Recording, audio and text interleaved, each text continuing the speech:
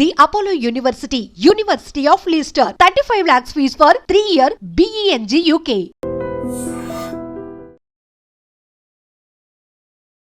ఉత్తరాఖండ్ లో పూర్తిగా వర్ష బీభత్సం అనుకోండి. ఒక్కసారిగా క్లౌడ్ బర్స్ట్ జరిగింది. ఉత్తరాఖండ్ అన్నా ఉత్తర కాశీ అన్నా మనకు తెలుసు కొండ చర్యలు ఉంటాయి.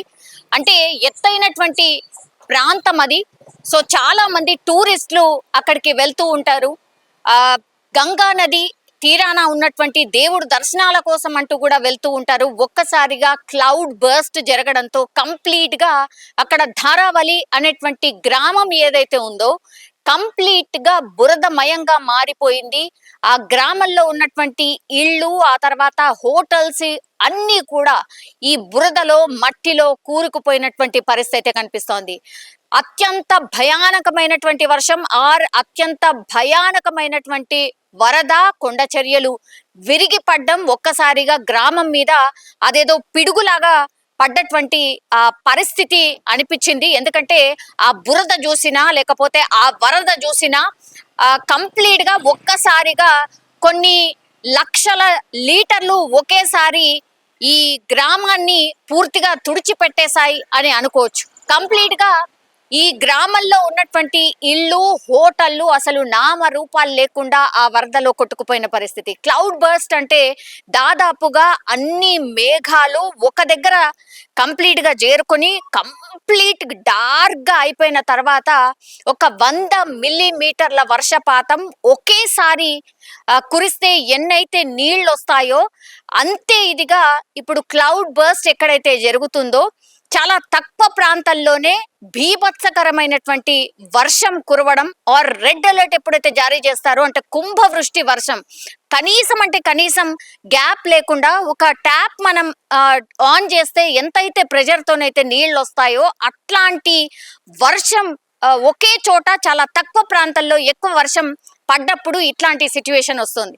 సో సేమ్ అదే జరిగింది ఇప్పుడు ఉత్తర కాశీలోని ఒక ధారావలి అనేటువంటి గ్రామం పూర్తిగా తుడిచిపెట్టుకుపోయింది.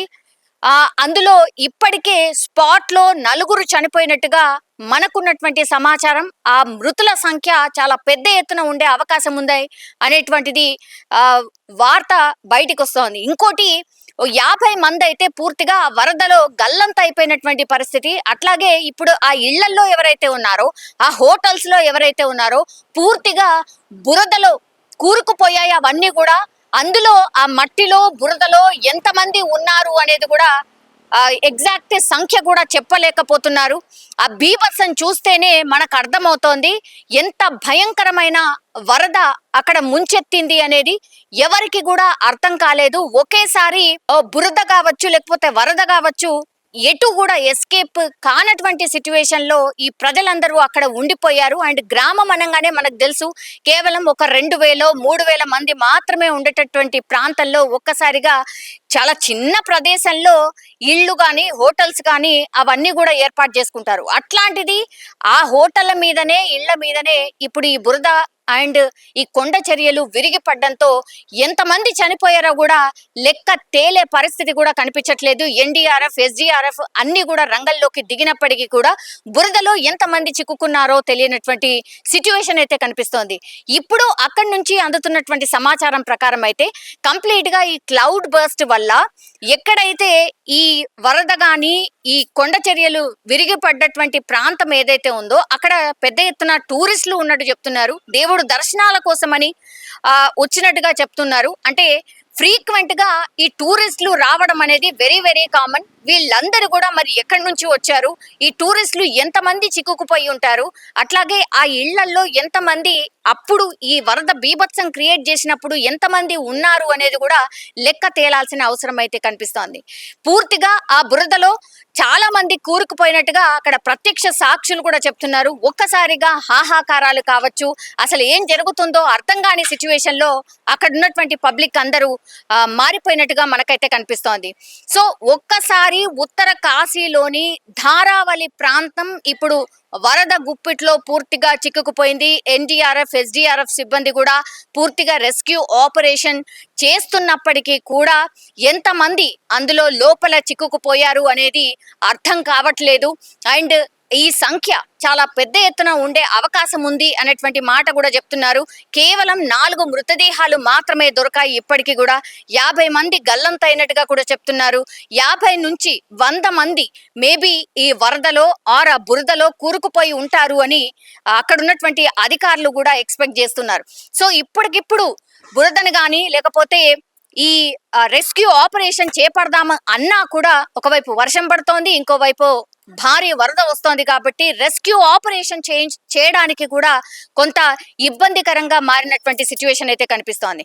కానీ ఒక్కసారిగా ఈ వార్త బయటికి రావడం అండ్ ఈ మధ్య కాలంలో ఎక్కడైనా సరే ఇట్లాంటి క్లౌడ్ బర్స్ట్ చాలా ఫ్రీక్వెంట్ గా జరుగుతున్నాయి.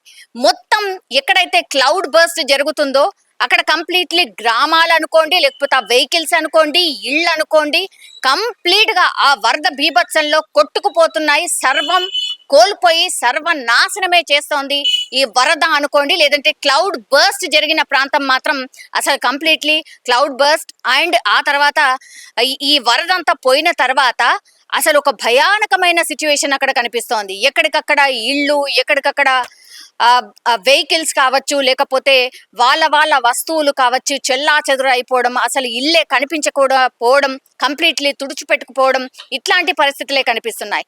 ద సేమ్ సిచ్యువేషన్ ఇప్పుడు ఉత్తర కాశీలోని ధారావలి అనే గ్రామంలో మనకైతే స్పష్టంగా కనిపిస్తోంది.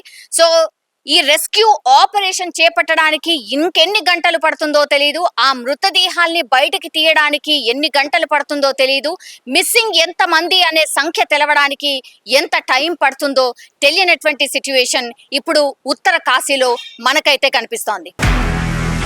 నిజంగా ప్రస్తుతం ఉన్నటువంటి సమాజం దేనికి ప్రయారిటీ ఇస్తుంది?